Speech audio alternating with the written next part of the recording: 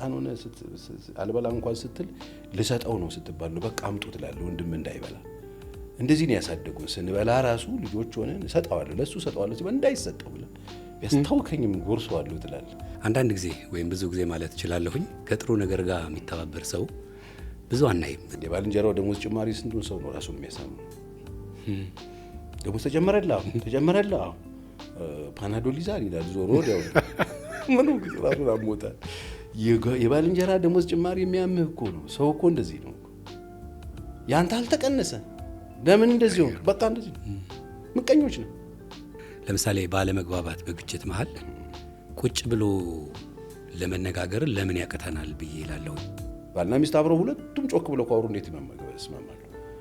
በዚህ አጋጣሚ ሁለቱም የሚጮሁና የሚናገሩ ሰዎች የሚጠቅማቸው ለጦርነት ብቻ ነው። እሱ ለመገዳደል ይጠቅማቸዋል፣ ለመደማማት ይጠቅማቸዋል፣ አብሮ ለመኖር አይጠቅማቸው።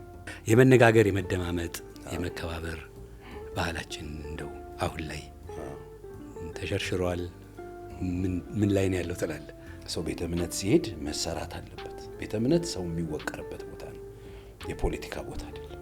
ቤተ እምነት ሰዎች የሚወዳደሩበት የሚበሻሸቁበት ቦታ አይደለም። የንግግር እንቅፋቶች ምንድን ናቸው? የውይይት እንቅፋቶች በሂደቱ ማለት ነው። አሁን ንግግር ላይ ከሆነ የኔ ቢጤ ወንዶች 1 ሰዓት ተኩል ያወሩና በቃ ሂሳብ አምጣ ብሎ እንትኑን የበሉበትን ከፍሎ መሄድ ይፈልጋል።